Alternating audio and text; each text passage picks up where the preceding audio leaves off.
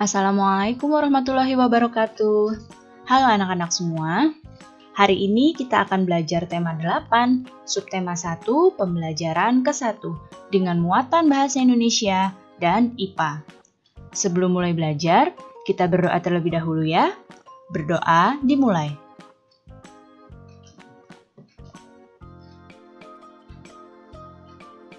Berdoa selesai.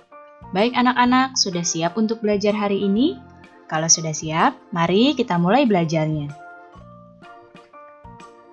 Pertama-tama, kita akan mempelajari muatan bahasa Indonesia.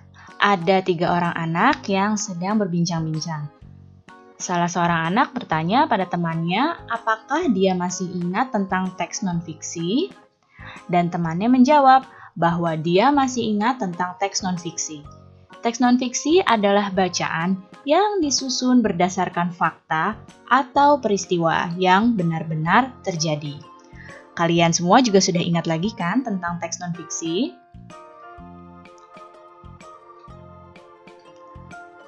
Berikut ini adalah contoh teks non-fiksi. Ada karya ilmiah, kemudian ada laporan berita, ada tulisan tentang sejarah, dan juga biografi. Nah, ini adalah contoh-contoh teks non-fiksi atau teks yang berdasarkan fakta.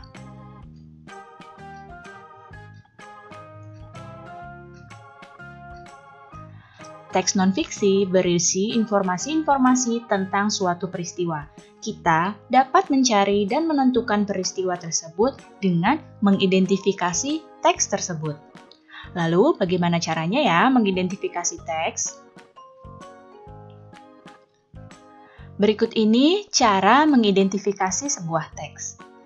Yang pertama, kalian bacalah terlebih dahulu teks tersebut dengan cermat. Setelah kalian baca, kalian catatlah ide pokok dari teks tersebut.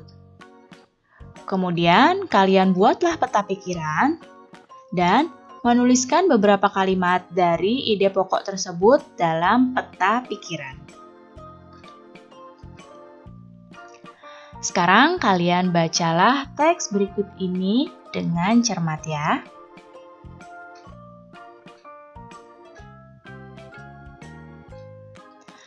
Nah, jika sudah selesai membacanya, kita akan coba mengidentifikasi peristiwa yang ada di teks ini menggunakan peta pikiran.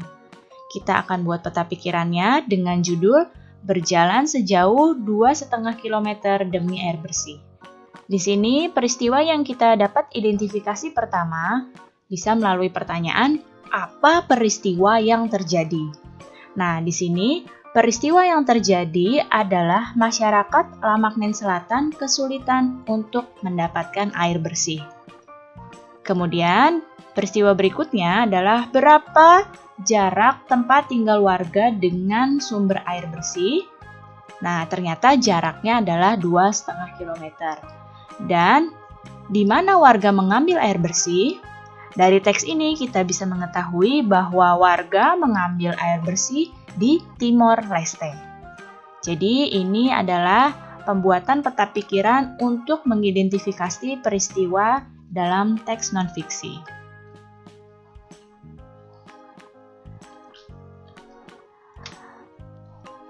Salah satu unsur penting dalam lingkungan adalah air.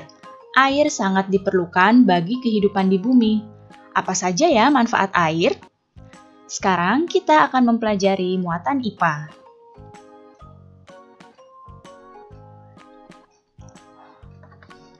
Bumi adalah planet yang memiliki ketersediaan air. Makhluk hidup di bumi memerlukan air untuk kelangsungan hidupnya. Air itu dibutuhkan bagi seluruh makhluk hidup yang ada di bumi. Berikut ini adalah manfaat air bagi tumbuhan, bagi hewan, dan bagi manusia. Di sini, bagi tumbuhan, air digunakan untuk fotosintesis. Karena tanpa air, di sini tumbuhan tidak dapat melakukan fotosintesis. Karena salah satu bahan pembuat makanan bagi tumbuhan untuk fotosintesis adalah air. Nah, fotosintesis ini menghasilkan karbohidrat dan oksigen yang sangat kita butuhkan. Kemudian bagi hewan, manfaat air adalah untuk minum dan untuk membersihkan dirinya.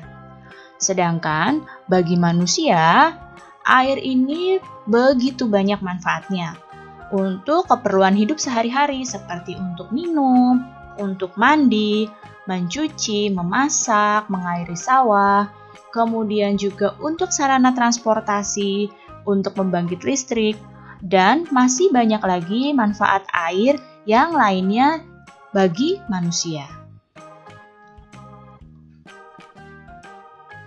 Baik anak-anak, cukup sekian ya penjelasan Ibu kali ini. Mudah-mudahan kalian paham dan mengerti. Terima kasih anak-anak semua. Sampai jumpa lagi. Wassalamualaikum warahmatullahi wabarakatuh.